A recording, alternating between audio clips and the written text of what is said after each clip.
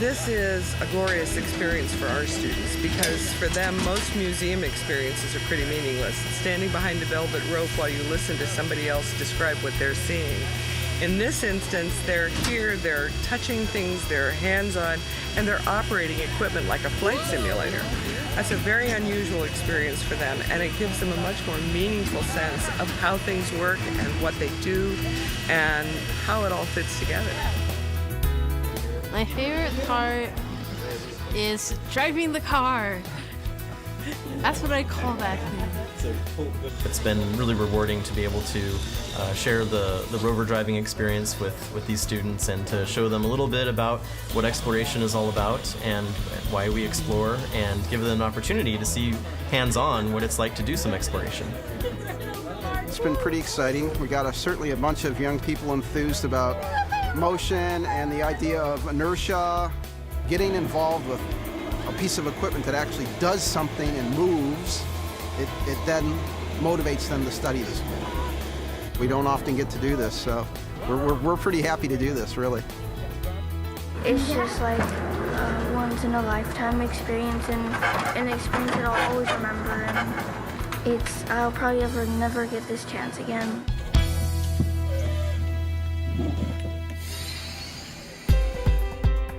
We're supposed to be reaching out to the community, whether it's national, international, local, and try to make sure that we reach out and inspire young people so they can understand what it takes, what is required in order to be able to explore the universe.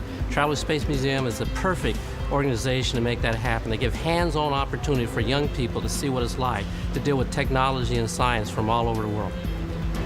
Once you sit inside the cockpit of a vehicle, see how the space toilet works, understand how moonwalks are taking place, it's absolutely fantastic. We got to keep stimulating these young people to understand hard work, perseverance, commitment. That's what it's about. And it's a lot of fun, and we're trying to make sure they don't lose the fun.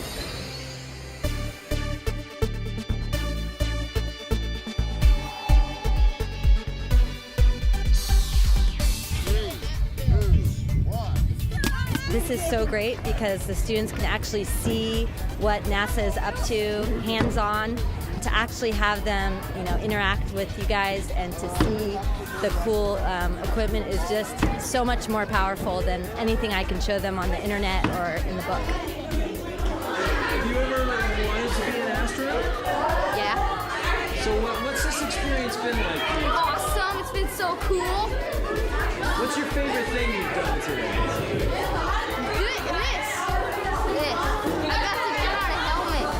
You could be anything and work at NASA. And it really appeals to kids that giving them an opportunity to say, hey, that possibly could be me. One kid asked for my autograph. I'm like, I'm not really like an astronaut. And he's like, I don't care. He's like, I want somebody's autograph from NASA. This is so cool. Our students do some hands-on labs in their science classes, for example.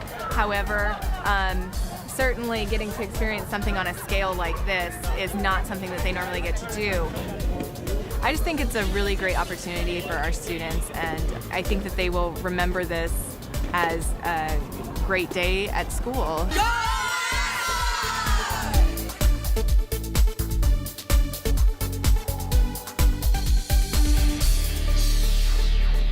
Most people want these Indians and blacks and Mexicans to be social workers. We want them to be scientists, economists, business people.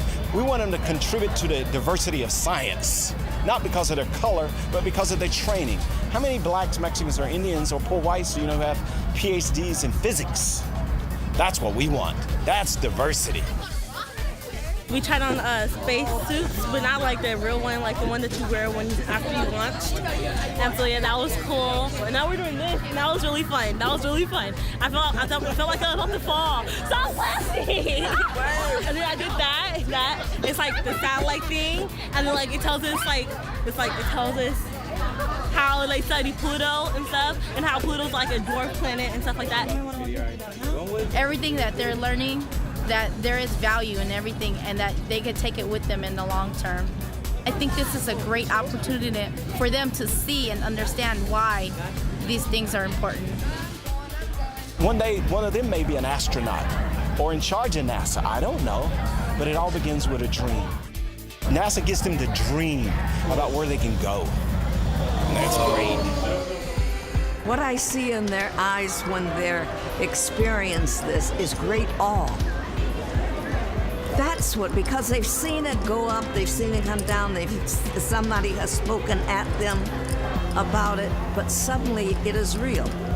And so I see them looking at it, studying it, and going, oh, and what is this for? And they have so many questions. It's not enough to expose kids to something. They need to learn what is it. And if you're not teaching them, they're still having questions. So they want to learn, and they want to know, and they want hands-on experience, and they want to have fun doing it. And that's what the Traveling Space Museum is all about.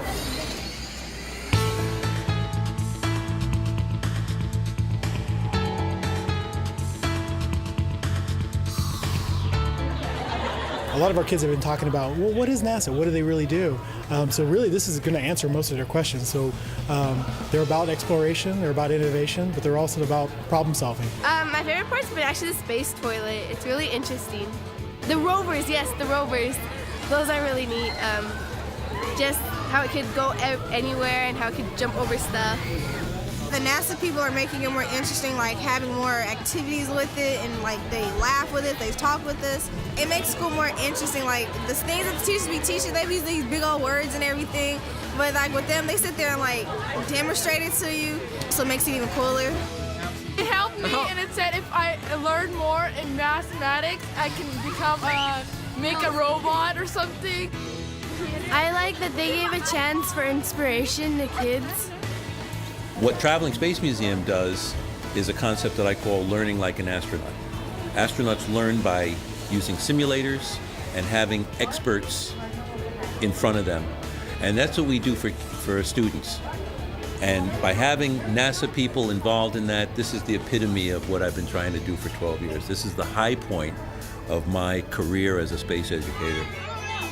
It's been really great, and I'm seeing them have a really good time.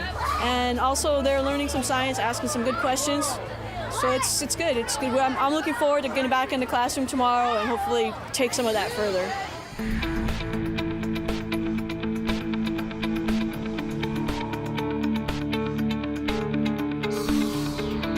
What you're doing here today is extremely important. The children are learning what they need to know for the future, because they are going to have to know what to do when they grow up. And this is the only way they're going to find out. So the more NASA is involved, the better. I like the moon boots because it makes you go really high. It goes to make you go in the sky. Eee! Eee!